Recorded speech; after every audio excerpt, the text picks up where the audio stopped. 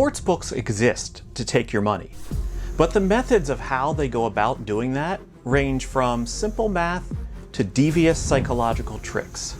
I'm about to peel back the curtain and show you the ways that some sportsbooks entice you to make some really bad bets. Hi, I'm Jack from Unabated, where we provide software tools and education to help people find and place sharper bets. I've been a professional gambler for over 20 years, and I've seen all the ways sportsbooks and casinos get you to gamble more. We all know that in any gambling game, the odds are always in the favor of the house. Sportsbooks and casinos invite you to come and take your shot at them, but they know they've got the best of it against most customers. However, you might not realize that when it comes to enticing you to gamble, there's a spectrum of methods a sportsbook might use. Let's start with the methods I'd consider to be on the fair end of the spectrum, and then we'll get into some of the more manipulative methods. The fairest and most transparent way that sportsbooks make money is the VIG. The VIG allows the sportsbook to offer odds on either side of a wager and theoretically maintain a profitable expectation for their sportsbook operation. The VIG is a cushion for the sportsbook. The more they short the payout relative to the odds, the more house edge they bake into the wager, and the bigger their cushion. The more house edge, the more certain a sportsbook will profit, and the bigger the profits. The house edge in sports betting varies based on the type of bet offered. By rule of thumb, the more possible outcomes in a bet, the higher the house edge. Betting on who will win an NFL game, well, that's roughly 4.5% house edge. However, a three-way soccer market with the option of the draw might be 6 to 8% of a house edge. And a futures market on who will win the next Super Bowl, well, that could be 15 to 20% house edge. Now, by comparison, a slot machine has about a 10 to 15% house edge. A roulette wheel, about 5%. And a blackjack table, well, that's about 1%. Oh, and bets where you can only bet on one side of an outcome, like bets offered on a pitcher to have more than X number of strikeouts, but you can't bet less than. Well, those often have the worst house edge of all because they don't have to worry about offering a fair price on the other side of that wager. Now, even if you're disciplined enough to stay away from bets that have a high house edge, sportsbooks have the very fair advantage of having a bigger bankroll than you. They can withstand the swings with almost no risk of ruin. They also employ smart people whose job it is to adjust markets based on news, injury information, and betting action from sharper bettors around the world. The deck is really stacked against you if you were trying to beat a sportsbook based on your wits alone. However, all of this, the odds in their favor, the infinite bankroll, the sharp information dictating their lines, doesn't seem to be enough for some sportsbooks. They employ other tricks to entice you to make bad bets, and I'm going to clue you in on some of their most effective methods.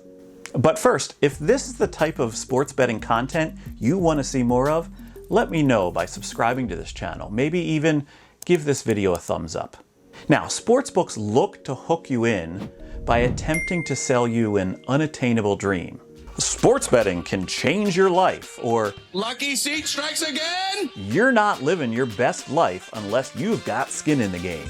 Imagine high-fiving friends while looking at your phone because you just can't stop winning. They like to use a mix of FOMO and zeitgeist.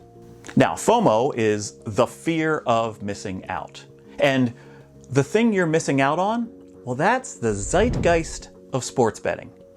Zeitgeist is a fancy word for cultural phenomenon, the experience of it all, the vibe. They want to make you feel as if you're missing out because everyone else is betting and winning. Look, scroll social media and all you'll see from sportsbook accounts is their desperate attempts to get you to interact with their social media and winning bets. You're going to see plenty of winning bets, and not just any type of bet, but ridiculous parlays. Parlays that no doubt join together multiple bets with a high house edge, thus stacking that house edge to create an even worse wager. Everyone loves to hear about a lottery winner, and these long shots are no doubt a lottery ticket. However, they're a lottery ticket that pays out nowhere near the actual odds of that parlay winning. They never mention that the bettor hit a ridiculous parlay and was paid 50 cents on the dollar relative to what the actual odds were. Or that there was a tax withholding of 29% because the wager exceeded the W2G threshold of 300 to 1 odds. Sportsbooks love to normalize the thought that long shot parlays aren't really long at all. They like to pretend that they win all the time. A parlay bet itself isn't deceptive. It's just math and stacking the house edge. What is deceptive is thinking that they're easy to hit. Much like a casino showing you a jackpot winner with a giant check, they want you to think it could happen to you. Want to change your life? Fire on a parlay. Find yourself in a hole? Well, all you need is a parlay hit to get you back to even. While I did just say that parlay bets aren't deceptive, there is one thing that can definitely be deceptive, and that's the same game parlay. Now, same game parlays are big money makers for sportsbooks. In fact, most sportsbooks make more money from same game parlays than from all other wager types combined.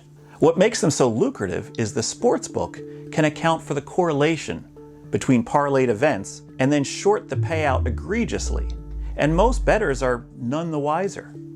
The bettor is too drawn to the prospect of a big payout to even care. In general, if you're betting into an SGP with no way to properly price out the correlation, it's likely you're betting into at least a 20% house edge or more. With edges that big, sportsbooks rake in the money on these type of bets. In fact, SGP odds are typically so bad that even when a sportsbook offers a bet boost, where they inflate the payout of a certain parlay as a promotion for the bettor, there's still heavily negative expected value. Next time you see a boosted payout on an SGP, try to shop around to other books. You'll probably find another sportsbook offering the same bet for better odds and not even boosted. And remember, that better price still represents a massive house edge for that sportsbook. Have you noticed how sportsbook social media accounts love pushing who will score the first touchdown or who will score the first basket? Oh, and the ever popular NRFI, which stands for no run first inning, which is a bet that the first inning of a baseball game will be scoreless. The reason they hype these type of bets is because they are decided relatively quickly. Oh, and they especially love to show off people who hit parlays with these type of bets. It's all part of their manipulative plan. You see, in most cases, the bet is resolved within 15 minutes of the game starting, and now they have a bettor who either has money burning a hole in their account, or, more likely, a bettor looking to chase their losses by betting another bet in play on the game that they're already watching. They know that a bettor who has made one bet on a game is more likely to make subsequent bets on the same contest. The sportsbook has an edge on every bet, and getting you to increase the frequency of your betting and giving you a reason to make your next bet, that's all part of their plan. At most sportsbooks, the 80-20 rule is definitely in effect. 80% of the profits come from 20% of the players. So the sportsbook utilizes VIP hosts to identify bad bettors and encourage them to bet more. The number one sharpest thing you can do as a bettor is to line shop. And VIP hosts look to buy the loyalty of bettors so that they don't line shop.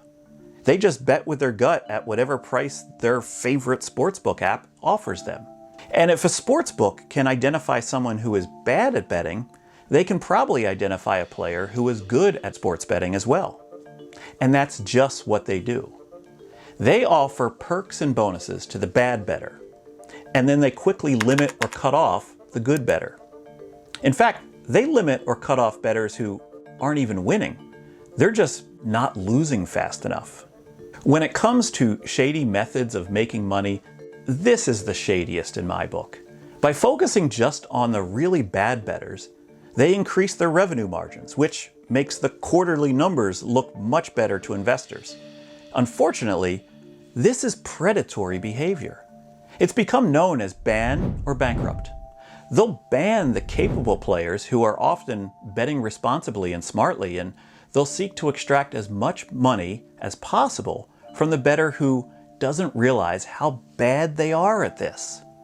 And I fear we haven't even seen the worst of it yet. Regulated online casinos will eventually spread to more states, and then these operators will take a double-fisted approach at getting you to bet more. Sports betting is really just a funnel, trying to get you to end up in the online casino that's coming. If you want to stop falling for the sportsbooks tricks, check out this video about how you can start to turn the tables on them in as little as 1 hour a day.